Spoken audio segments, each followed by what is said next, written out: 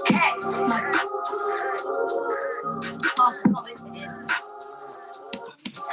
of my bitches be holding up, rub at the top. There you go. How you doing, bro? I'm doing pretty well. Welcome to the show, Mad Max Radio, WSU Radio, St. John's University. Oh my God, sorry. Huge apologies about that. It's been a mad day, man. Oh, no problem. So, what are you working on? I heard the heat for a second there. Literally, that's one of our artists that we're developing here at FF. So that's just like a tune. That's someone else's tune. I'm just doing an engineering job for it, you know what I'm saying? Because we're developing it, but we got some real mad fire coming out, you know what I'm saying? Mm-hmm. So yeah, man, that's literally it, man. But yeah, thanks for being on the show, man. On the show. Yeah, no doubt. Welcome to the show. I'm glad to have you here. One of the best drill producers in the game. Works with a lot of drill. Works with a lot of drill artists, and you've even worked with Drake and French Montana. Yeah, appreciate it, man. Thank you. So how about we start from the beginning? When did you start producing? To be honest, really, I'd say, I mean, it all kicked off when I was like 15. When I was in the playground, one of my boys, he literally just said to me, like, "Rah, you know, I just want to make a beat." And, you know, I was in my PE shorts, you know, just like, "Rah," like for us, we call it, you guys call it, like, you know, like gym, like when you're going and we call it cricket, you guys' version of like baseball. Okay, yeah. You know what I'm saying? So we was doing a lot of that. And,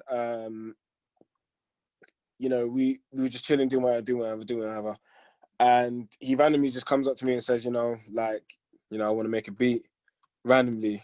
And I've never made a beat before, you know what I'm saying? It's like my first ever experience making a beat before. And, you know, at first I was a bit like, nah, because I don't know what's good. But then obviously something in me just kind of said, you know, look, try something new, try something out. So yeah, to say it was like 15 is when I first started, but when I started taking it seriously, it was probably like 18.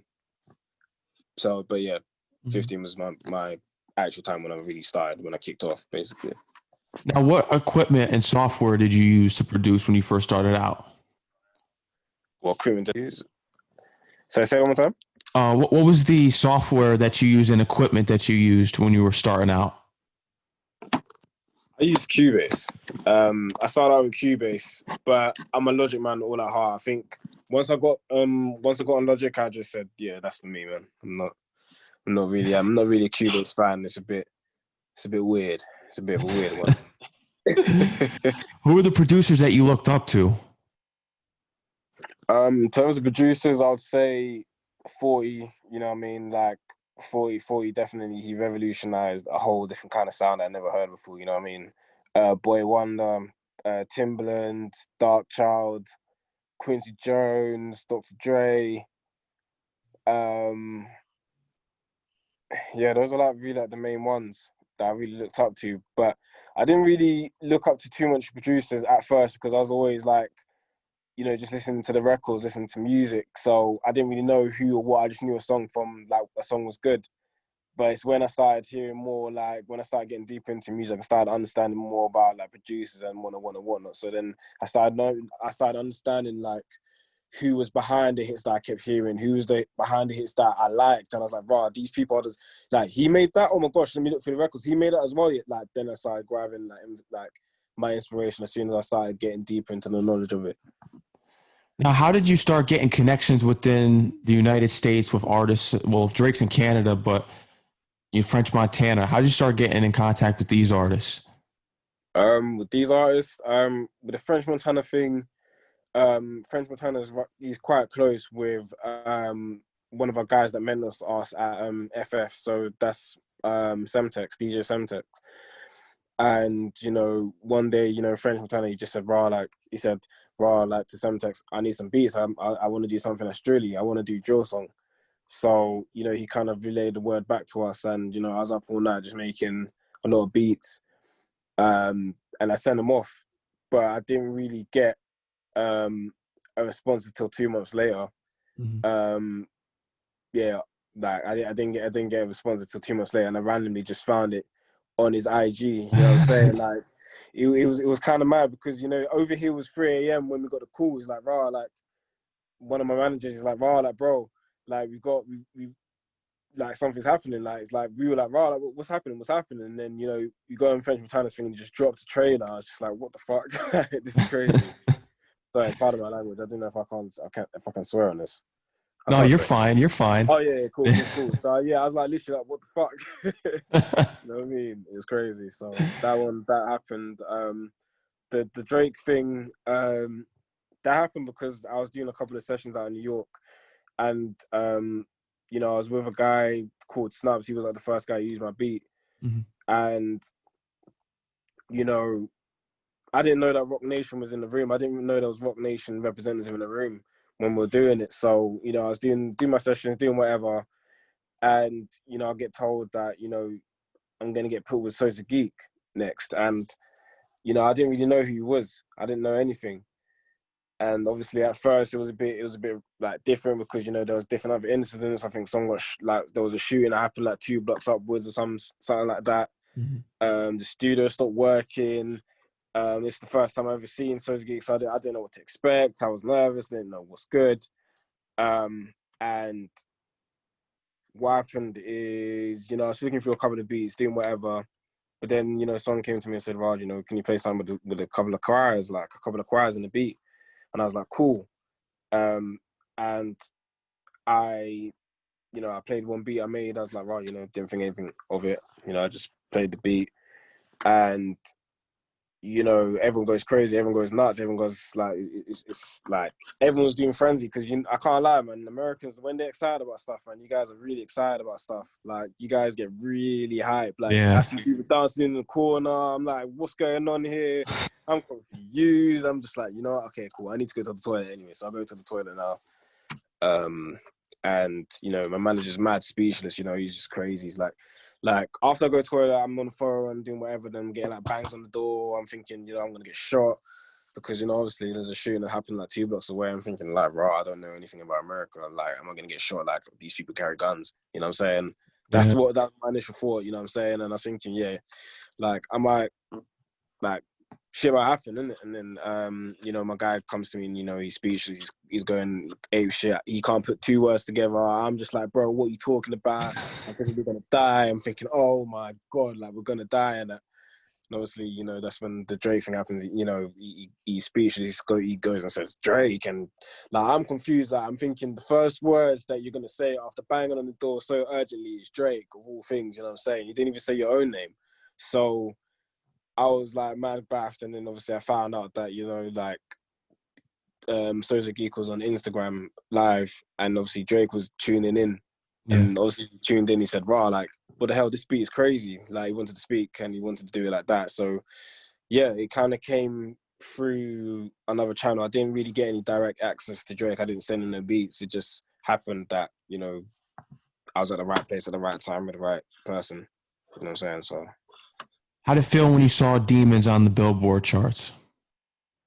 Do you know what? I was excited, but I was just like, oh man, like, what if I got first? You know what I mean? What if I got first? I think like at that time I was putting so much pressure on myself that I didn't realize that it was a crazy feat. You know what I'm saying? To get number 34 on a Billboard, and I'm from the UK, and like asking the Americans about 2 months ago, 3 months ago, you wouldn't have known who I am. To get onto the billboards in another country is just in itself is crazy. Even to be on a number 1 album, like, you know what I'm saying, on a number 1 project is even an achievement in itself. You know what I'm saying? I was on a number 1, it came number 2 on the billboards, and to get a number 34 single on a billboard, it's just a crazy feeling, to be honest. Like you kind of realize it later on, but at the time I was kind of like, oh man, I want to be number 1. You know, I ain't number 1. It'll happen though. Yeah, no doubt, man. 100%. I'm very confident that's gonna happen. You know what I mean? It's just, you know, all in timing.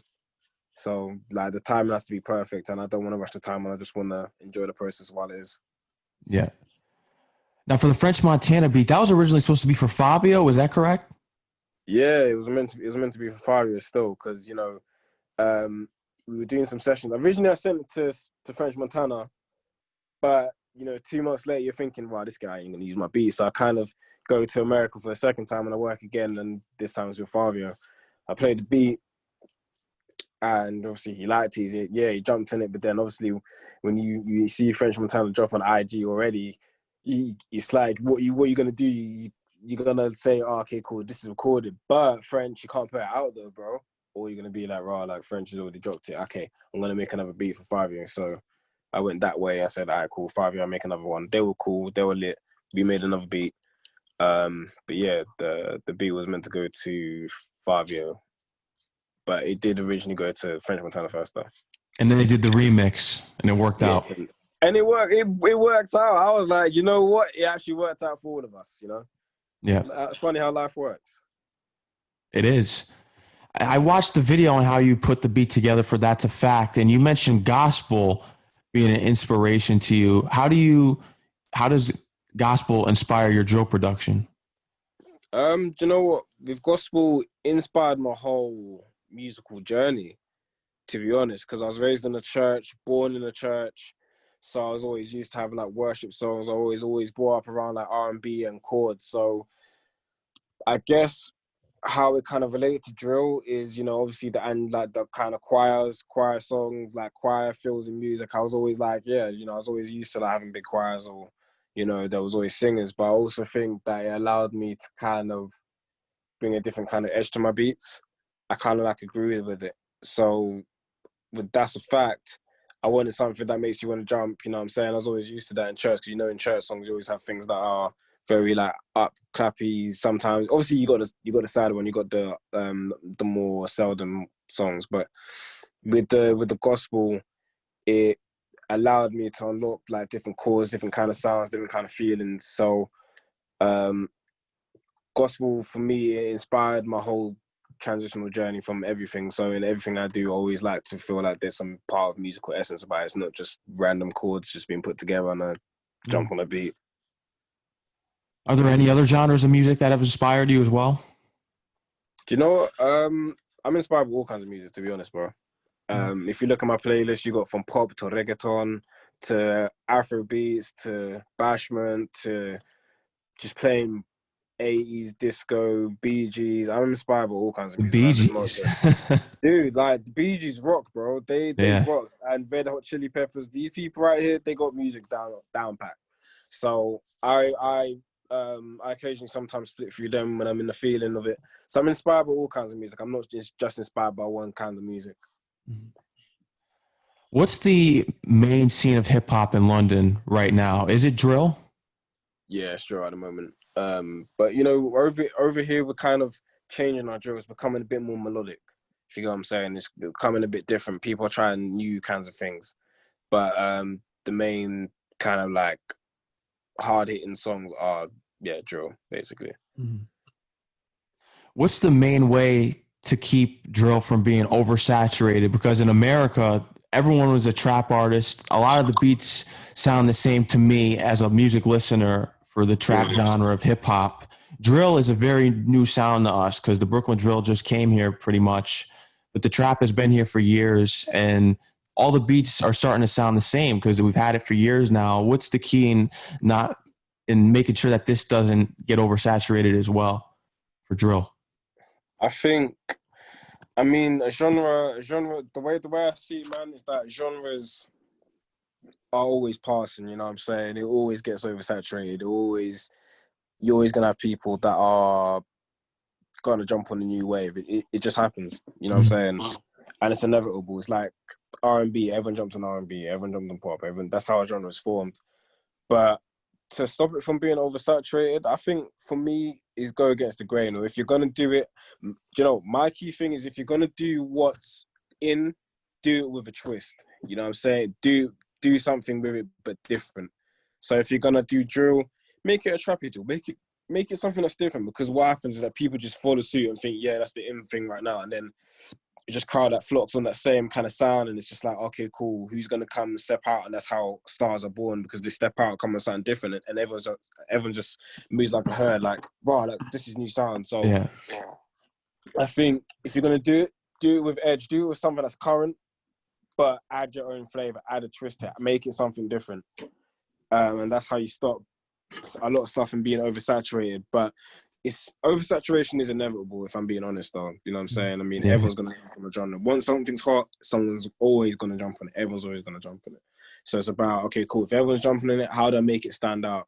So it's either you join it, make it different, or you go and make something completely different. But do not do the same thing, because why do I need to go to some place to get the same thing? It doesn't make sense. Yeah. It does make sense. As someone that has the pulse on the production game in drill and hip hop, where do you see it going next? I feel like drill will be around for a while. I feel like there's still some more experiences to go on with drill. In terms of like hip hop, are we talking like all genres, or are we talking like Mainly drill. mainly drill? So in terms of like drill, I think drill will be around for a long while. You know what I'm saying? Drill is definitely a genre that's been pushed like worldwide. You've got people in Korea to Australia doing it, to Poland, to Russia, to whatever. So it's already expanding as a genre. And I think that out of that is going to burst subgenres that's really going to submerge the genre as a whole. So I think it's going to be, in terms of like drill, I think it's going to turn to melodic trap drill. I mean, over here in the UK, you know, people are doing like R&B drill, people are doing garage drill. So we're mixing garage songs with drill. People are doing like trappy stuff, so they're adding flutes and drill. It's a whole drill bonanza right now. So I think, yeah, it's just like melodic stuff. And like I feel like drill is becoming more melodic as a whole. What does the R&B drill sound like? I'm curious to hear that. Yeah, I mean, you know, I've got a tape coming out still. If I wasn't on my phone and it wasn't in my laptop, I would have played you a little something. I'm gonna give you. Oh, that's fire. But they're using my laptop right now, so I can't even. maybe on a secret or a part 2 or something. I'll let you know what's going on. But you know, there's a lot of things that's coming out from our side, and people have already started doing R&B drill. If you ever want to check it out, you know, there's places like GRM Daily, you know, Link Up TV. There's a few people that's doing it there, as well as you know, normal drill. But as for me, I'm making a whole tape dedicated to that RnB and Drill together. So that's definitely something that you go watch out. I'm gonna call it RnDrill. Oh, that's different. You know what I'm saying? It's a whole different vibe, man. It's gonna be a whole different. So there's a lot of things that's coming out from the factory, man. 100%. I'm excited to hear that when that drops. Who are some R&B artists that you're gonna want to have on that tape? That you have do you know what? It's more like underground people. Nothing that people would like know. And it's also, I'm putting on like drill rappers, so actual drill rappers on these kind of songs, just to kind of test it out. Kind of like, you know, kind of like, while you're talking hard drill, but then it comes to a love song or something different. I'm just kind of trying to experiment and kind of submerge the two worlds together. So yeah, man, it should be lit, man. I mean, if this goes well, then I'll definitely make one out in America, and yeah, it can get really cracking from there. What was it like your first time in America? Do you know what? That when I was doing the sessions, that was the first time I ever worked in America. I've been in America before and it was lit, but obviously that's when I was a kid. So really and truly, I only really experienced America my first time like last year, and I love it, man. Like, I love America. New York is like a second home to me personally, man. Like, it's like a American London, basically. I felt so comfortable. I walk around, I'm looking like, this is like England, this is like London, this is brilliant, this is fantastic, and I love Americans, man. Like, y'all, you guys are a vibe. You guys are such a vibe. I've never been to London, but I definitely want to go there. Yeah, man. Do you know what? If you come to England, you come to London, bro. I think you'll enjoy it, because you know they all have kind of like accents like me. You kind of talk different, and you know that different parts have different accents. But I think you just love the culture and the way that we kind of the way that we've kind of got things set up. You know what I'm saying? But yeah, I'll definitely say come to London, man. You see a different light. But you know what? I can't lie. I love Americans, man. I love Americans, man. Y'all are lit. You guys are so lit, man. You guys are funny, man. I actually really like America. I've always got love for America. Definitely got to go to London, though. 100%. Yeah, come through, man. Come through, bro. Like, whenever you're in London, man, we need to link up. Just give me a shout. I'll just bring down to the studio and whatnot. No doubt. I'd be for that. You mentioned producers before, 40 and Boy Wonder, a few other ones. Would you work with them and collaborate on a couple tracks together? Oh, hell yeah. Hell yeah, man. If 40 ever says, well, like, let me jump on the beat with you, I'll pack my bags. Quarantine wear, man. Quarantine wear. I'd be over the moon with that still. I think I'm quite open to working with producers because it's better to have like more than one head sometimes, you know what I mean? I mean, I'm very private. I'm a very private person. So when it comes to finishing my beats, I don't have no one in the room. I don't have no one next to me. I don't want people next to me. I don't want to talk. I put my phone to the side. When it's my time to make beats, it's my time to make beats. But you got to understand that collaboration is always key. And with a brain like 40 and Boy Wonders and all that, who kind of revolutionized Drake's sound, yeah, man, I'll collab all day of the week. What's your process when starting a beat? What's your first step? You know, my first step always alters, man. Like, there's never a set way that I do it. I mean, sometimes I'm inspired. So I get inspiration from that. Sometimes I just play around on the keyboard. Sometimes I hear a drum beat in my head. I'm just like, bro, I'm gonna put on a drum beat. Sometimes I might look through a sample. I'm like, bro, like this is lit. What if you try something? There's so many variables, man. It just depends on how I get inspired on the day. You know what I'm saying? So yeah, I don't like to just live by just like, oh yeah, by this is set. I need to do this, that. Nah. Sometimes I'm inspired by even just kicking the bin. I could be like, bro, that sounds tight, and I just put in a song. So. I know producers often start a beat and then they don't even finish it because they want to create a new one because they have a new idea. Do you usually finish a beat that you start right away, or do you start a new one sometimes and then go back to that? Do you know what? More time, I try to finish it then and there. And then if I want to go back, I'll come back to it and add more, like add chords. But I do more time get to an acceptable standard where I'm like, okay, cool, this is lit. Sometimes I finish it within the day. Do you know what? It actually even depends on the genre. Like if it's a drill song, if it's like a straight drill song, I finish it then and there because it's just like, it's easy, it's quick, it's like boom, get rid of that, do that, whatever. If it's like an R&B drill one, it depends on what I do. If it's like pop, sometimes I go, have it, come back. I'm just like, it really depends on the process of what genre I'm doing and how intense I'm going in with the song. But more time, yeah, I do try to make sure that's it. Like if I was to leave the studio, that I could send it to someone and it would be like a complete beat, even though I don't think it's a complete beat. For all the producers that are tuned in now, what's the most important way to break through producer's block? Producer's block? That's like the hardest thing sometimes. I mean, do you know what? I think more time you just gotta like take a walk or just get some air, try to do something else. And if it's still a block, like say for example, it's like a day or two, try not to put too much pressure on yourself about it, because you know what? Even if you finish a beat and you don't even like it, you don't even know who will actually like it. There's so many beats that's gone out and I didn't even like the beat. I was in a block. I was just like, nah, this is dead. I'm just making this beat. But I finished it. I was just like, you know what? Let me just have this because someone might like it anyway. And yeah, sometimes you would find that those are the beats that the artists like. They might jump in and say, yeah, this is cold, bro. Oh my God. I'm just like, bro, like I ain't even finished it. This isn't even finished. Like, you know what I'm saying? So sometimes in a producer block, you just gotta either, like for me, more time, if I'm talking personally, if I'm in a block, I would try to finish the beat, have it there and come back tomorrow. And if I need to touch it, I need to touch it still. You know what I'm saying? Saying car out of it.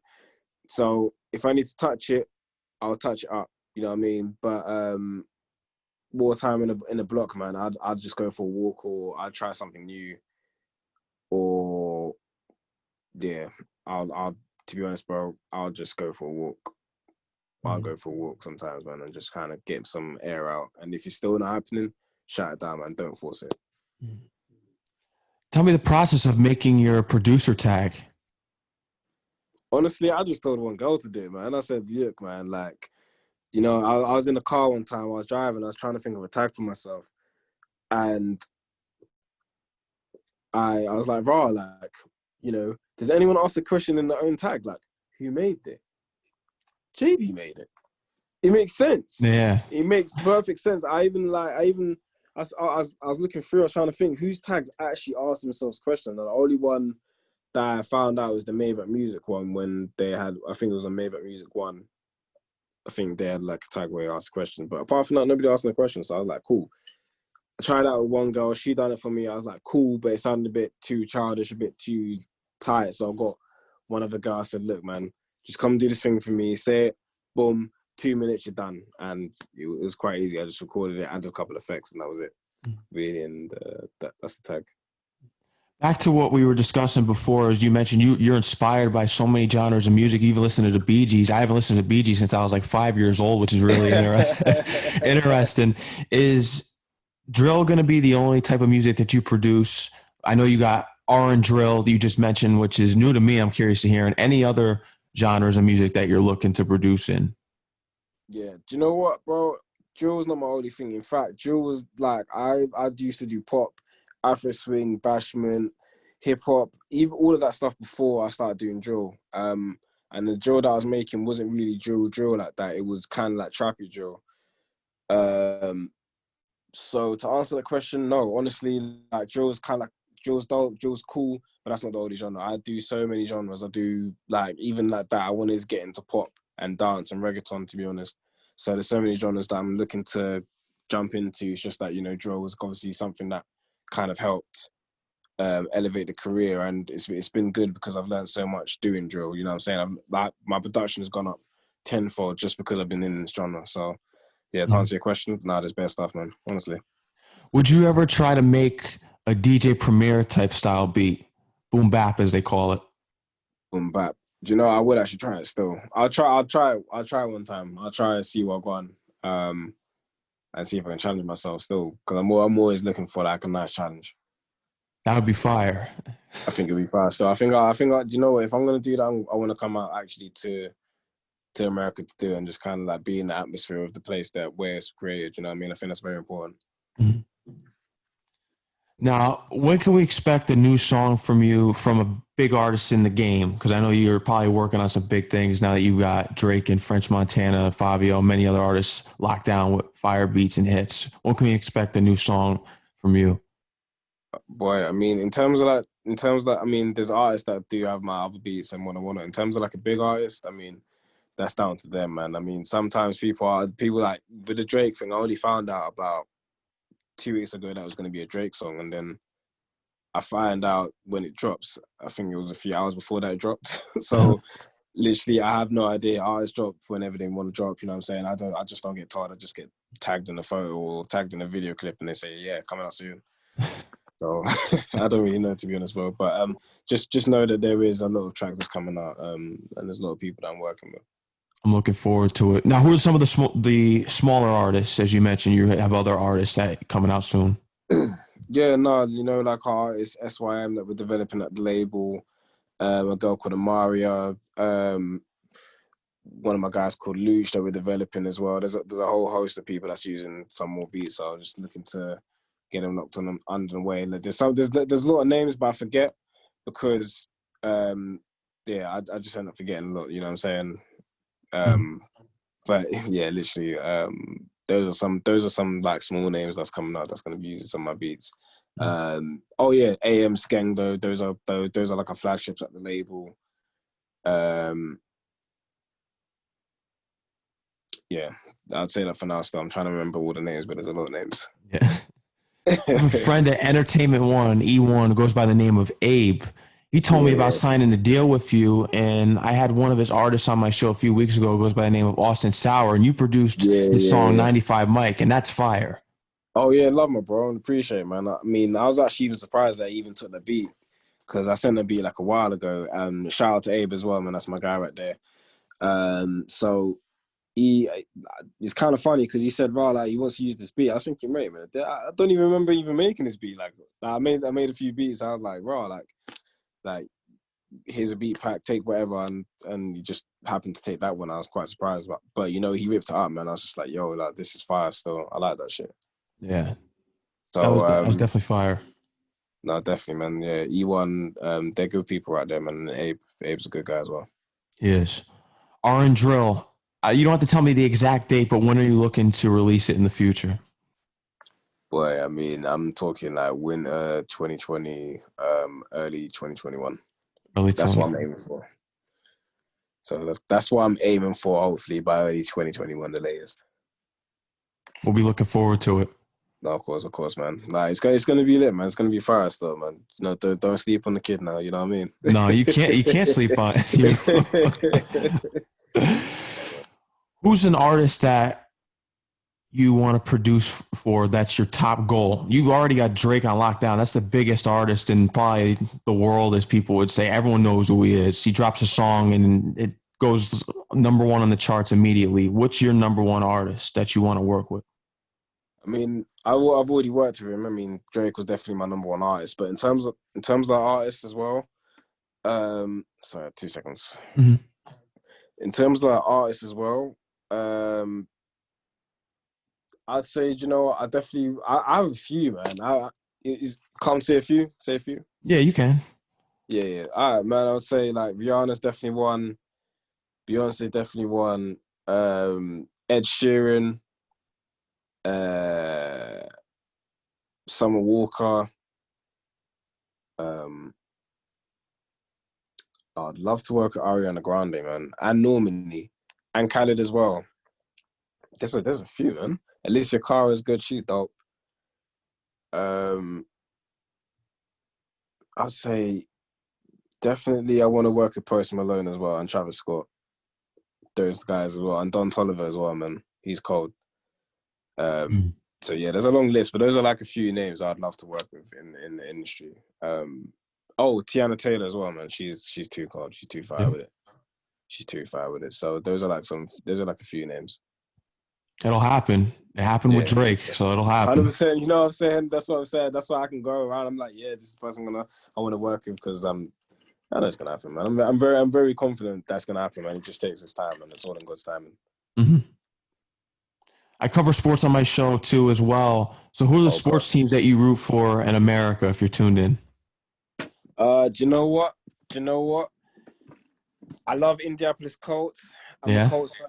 I love Indianapolis Colts, man. Peyton Manning, that's my guy right there, man. Like he's cold, man. Marvin Harrison as well. He was cold. I think I got his name right. Yeah, Eli Manning, Brett Favre as well, man. He was cold. Like he's got an arm in him.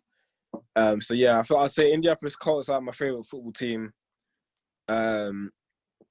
Basketball team wise, I'd say I'm a Charlotte Bobcats fan because I like the Bobcats. I mean, they're not the Bobcats. Sorry, they're called the Hornets now. Sorry, my bad. Mm-hmm. So the Charlotte Hornets, even though they're not, they're not the best, but that's one.